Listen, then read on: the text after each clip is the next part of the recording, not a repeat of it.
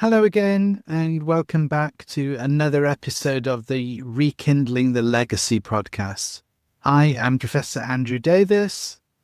And I'm Dr. Juhi Gupta, and together we are here to retell the stories of some of the heroic women who fought for their freedom against all the odds and made India the nation it is today. We are here courtesy of the Inclusive Futures Foundation, which is the sponsor of this podcast, and an NGO that does some remarkable work promoting women's and children's rights, working to build a safer environment, to improve healthcare and educational opportunities, and to promote culture all over the world. If you want to learn more about our work, you can find us online at theinclusivefuturesfoundation.com. Do give us a visit when you can.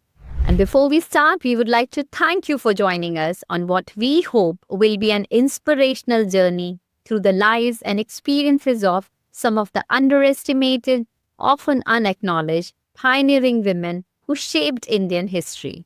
So who is going to be the hero of today's episode then, Juhi? And today we are going to tell the story of Aruna Asaf Ali, an educator, activist, publisher, and the first mayor of Delhi city. Born on July the 16th, 1909 in Kalka in the Punjab, Aruna emerged from a family rich in cultural and intellectual roots. Her father, Upanendranath Ganguly, hailed from what is now Bangladesh, and her uncle, Dhirendranath Ganguly, was a pioneering film director in India. Aruna received her education at Sacred Heart Convent in Lahore and at All Saints College in Nainital, later teaching at Gokala Memorial School in Kolkata. Her early years were filled with a nurturing environment that encouraged her to pursue knowledge and to question the status quo. In 1928, Aruna met Asaf Ali, a prominent Indian National Congress leader.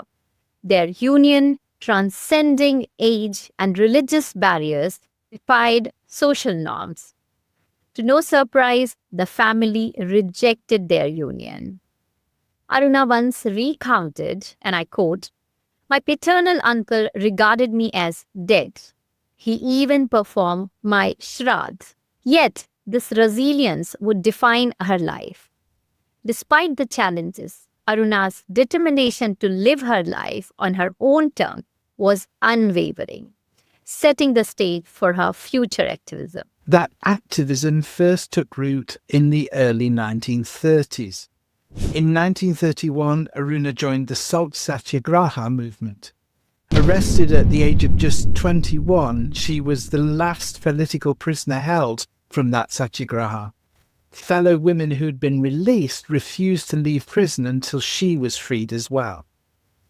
Their collective stand compelled Mahatma Gandhi to intervene, and that ultimately led to Aruna's release. That early act of defiance was just a precursor to a lifelong commitment to justice and equality. She was imprisoned again in 1932, where she protested against the unjust treatment of prisoners through hunger strikes. Her defiance led to reforms, though she endured solitary confinement in Ambala. Despite these trials, Aruna's spirit remained unbroken. Her courage in the face of adversity inspired many, and her story became a symbol of resistance against oppression. One of the defining moments of Aruna's early career came with the Quit India movement in 1942. With many of the top Congress leaders imprisoned, it was Aruna who presided over a historic session on August the 9th, 1942, and her that hoisted the Indian National Congress flag at Bombay's Gwalior Tank Maidan, symbolising defiance against British rule.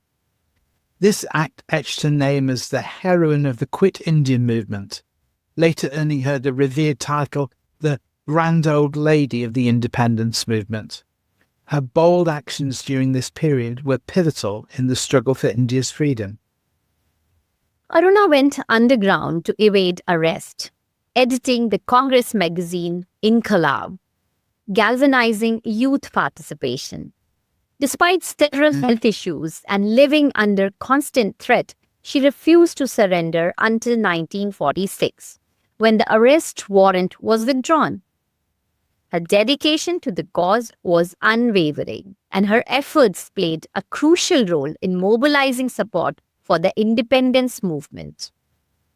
Post-independence, Aruna's political journey evolved.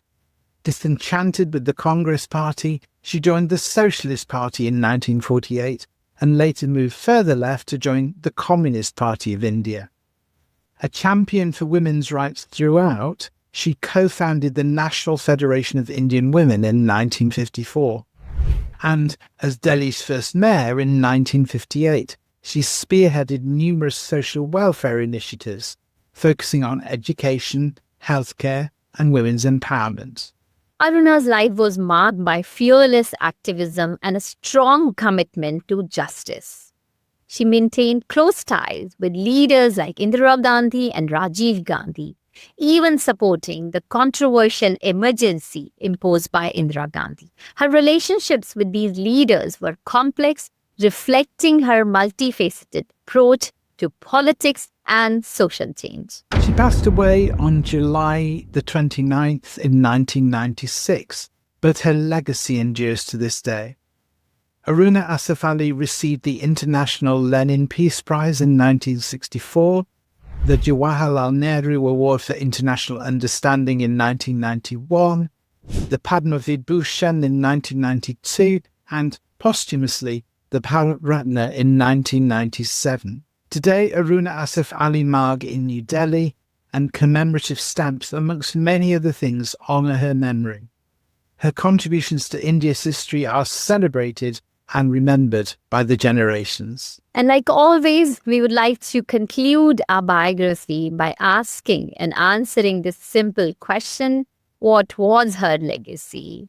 What difference did her life make? And what are the lessons that we should learn from her?